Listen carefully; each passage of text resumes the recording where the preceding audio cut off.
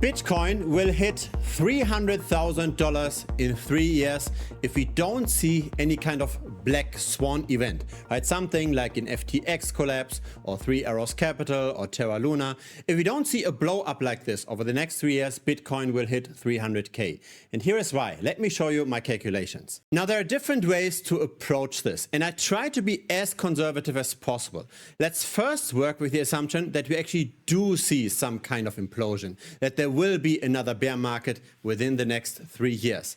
If that's the case, here is what I believe a fair price of Bitcoin would be. What we've got over here is the Bitcoin price long term. So this starts in 2010.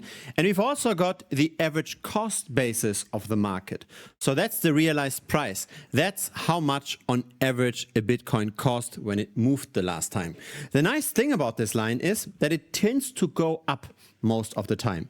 So we've got all of that volatility in the price itself, right? We've got these 80% crashes, but the realized price is relatively steady. So we've got a more realistic picture of what a long-term balanced price should be. Now, of course, in the early years, Bitcoin appreciated faster than it did recently. And we can simply now calculate how quick is it currently rising. So you could take this data point over here, right, when Bitcoin was at 20K, and connect this to today, where we can also be a bit more conservative. We can take this data point over here and connect it to today. So see how the blue line has less slope than the green line. Let's work with that blue line here. So at the time, the realized price was at $19,000 and it grew to $47,000 since then. We are looking at 4 years of data. And now we just have to crunch the numbers, right? What's the annual growth rate? And here is how that's done. We divide 47 by 19. So we've got a growth factor over those 4 years of 2.47x, or an increase in the realized price of 147%.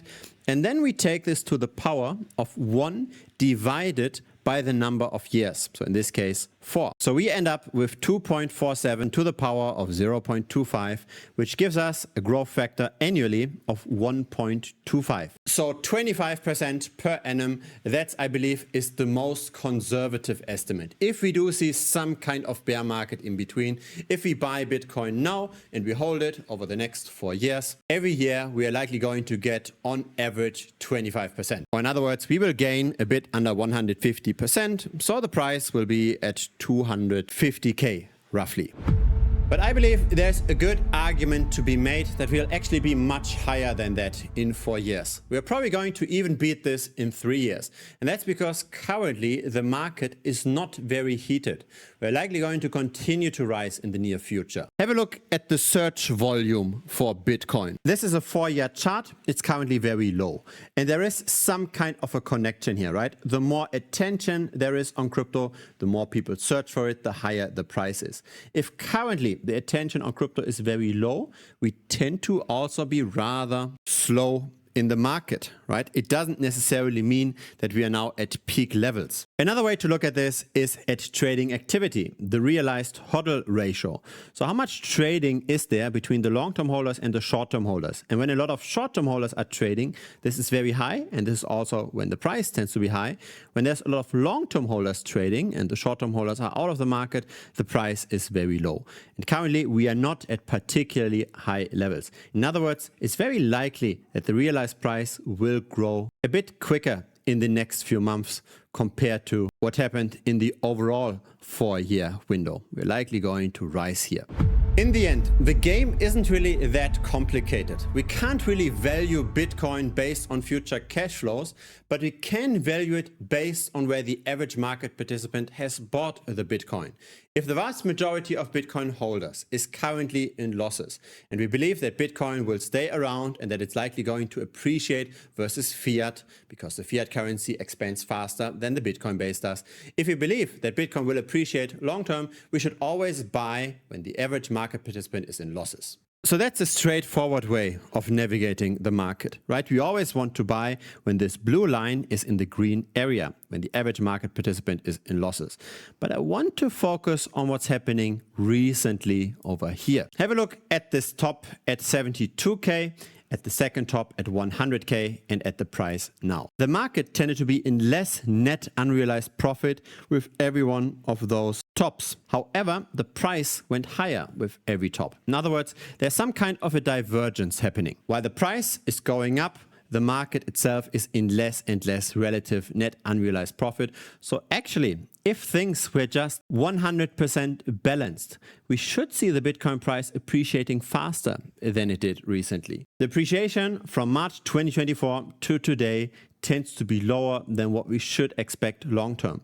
Now, how much did we go up since that peak? The answer is 47% roughly. So that's 47% over the course of 15 months. And given that the net unrealized profit during that time went down, we should expect the long-term growth rate of Bitcoin to be higher. So let's take those 48%. Let's put it to the power of 1 divided by 15. So that's now the number of months. So we've got a monthly growth rate of 2.6%. Let's now put this to the power of 12 to get the annual growth rate. So that's 36.8%. So this still seems to be an underrepresentation of the growth rate in Bitcoin. But of course, now we zoomed into a time window where there was no major blow up, where there was no FTX collapse, etc. If we assume that there's nothing like this going forward over the next 3 years, so no FTX collapse, no Binance shutting down, nothing like this over the next 3 years, what can we actually expect if this is still an underrepresentation? Let's have a look at the stablecoin dominance during that time. So again, we take March of 2024 to today. The stablecoin dominance went up. So it went from 5% to 7%. Again, showing how the market rather cooled off during that time and how this price appreciation is underrepresentative of what we actually can expect long term during a bull market. So let's say the stablecoin dominance is completely flat. How quickly should we appreciate? We can approximate this by looking at the stablecoin market cap. So the stablecoin market cap shows how much money is flowing into crypto or out of crypto, right? So whenever you send your hard-earned fiat currency to a centralized exchange, that centralized exchange will send this over to a stablecoin custodian. The stablecoin custodian will hold the fiat currency in a bank. We make some interest on it, and it will also create stablecoins on the blockchain. It will mint the stablecoins that you can then trade with. And so we can see with that chart, whenever money is flowing out of crypto or into crypto. This here was the Terra Luna collapse, and during that contraction of crypto, FTX and Three Arrows Capital, etc. also went belly up. But since October of 2023, this is going up. And now we are working with the assumption that we don't see such a contraction anymore in the next 3 years. It's a strong assumption, but still, if we follow the market very closely, we can potentially avoid parts of the bear market, right? We can just follow the stablecoin market cap very closely. So the stablecoin market cap during that time, since March of 2024, went up by 60%. Let's make the same calculation. So 60% to the power of 1/15, then to the power of 12 to get the annualized growth. It brings us to 45% per annum. If we include the bear markets, we've got 25%. If we exclude the bear markets and we exit fast enough when there's a blow up, we get 45% per annum. And so here is what 45% means over the course of 3 years. The answer is a 3x. Including the bear markets, we might be at 250K in 4 years. If we exclude the bear markets and we don't have any kind of black swan event, we might already be at 300K in just 3 years. If we work with 4 years as well, to have a comparable number, we would reach 440K in Bitcoin roughly. Now, I do not have a crystal ball either, right? I'm just looking at the data and I'm trying to extrapolate from that data. How quickly did the average cost basis increase over time if we take away all of that short-term volatility? And how quickly is money flowing into the space? And if the money continues to flow at current rates, if the stablecoin dominance stays the way it is, that's the kind of price targets that are realistic for Bitcoin. The minimum target is 250K in 4 years. The optimistic target is 300K in already 3 years. And optimistic simply means we don't see any kind of major crash. We don't see something like FTX or some kind of stablecoin depegging, right? Of course, if now Tether suddenly depegs, or let's say MicroStrategy has to sell Bitcoin, that changes the dynamic. But if we don't see that kind of thing, then $450,000 per Bitcoin in 4 years, I think is the realistic projection. Now that's already quite nice, but I always try to make even more money than just buying and holding Bitcoin. And this is my performance over the last 4 years, a bit less than that. So I always think it's very important to look at everybody's performance relative to Bitcoin. If you're already in crypto and you don't even make Bitcoin returns, then what are you doing? If I had dollar cost averaged into Bitcoin during that time, I would have gotten this light gray line in terms of returns. But because I did an additional strategy of betting on falling altcoin prices, I got this black return over here. Because here's the truth. The vast majority of altcoins go down over time. What we see here are smaller altcoins with their performance in the last year during a time when Bitcoin went up by 50 or 60%. Still, most altcoins go down. The reason for that underperformance is twofold. First of all, we've got token inflation. So the insiders, the team, the early investors, they get allocation of newly minted tokens, maybe because of vesting unlocks. So because of that increasing supply, when the demand doesn't grow as quickly, the price goes down. The second reason is increased competition, right? There is no real due diligence in crypto. Everybody can create a token. So there's more and more investment vehicles, but the capital doesn't grow as quickly. There's still inflows into crypto, but the creation of new projects grows even faster than that. And so there's a simple answer to this. Simply stay away from all of those altcoins. This is what most people do.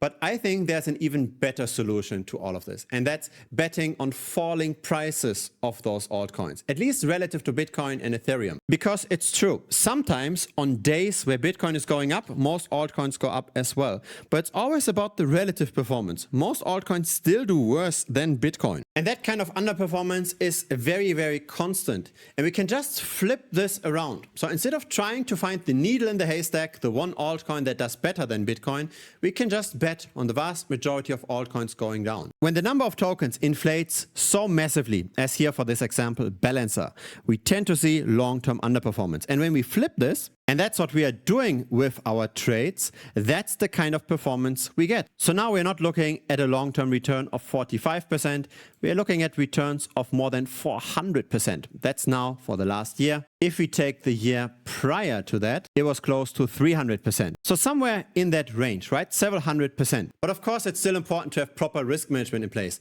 That's why this line over here is only a bit over double compared to buying and holding Bitcoin, because I don't bet everything on bets like this, right? It's important to have proper risk management in place and simply just long-term compound faster. And so I'm sharing how to do this in dedicated videos, how to bet on relative valuations and how to do the risk management for those relative valuations. I'm sharing my own trades as well. So this is the history in the last 2 months. And so the individual trades, of course, look very impressive, right? This is shared by the community, but those individual trades don't really matter that much. What really matters in the end is how you're doing long term. Are you getting quicker compounding compared to Bitcoin? Do you get higher risk adjusted returns? And so feel free to check it out. It's currently $125 per month. You are locking in that rate. So even though I will increase the rate in the future, if you're now signing up, you won't be affected by that. Everybody just keeps their current rate. You'll find a link to premium directly over here. Just click on that. It will bring you directly to the website. If it's the very first time over here, feel free to subscribe. I publish this regularly. A like would be very much appreciated as well. It helps the channel grow.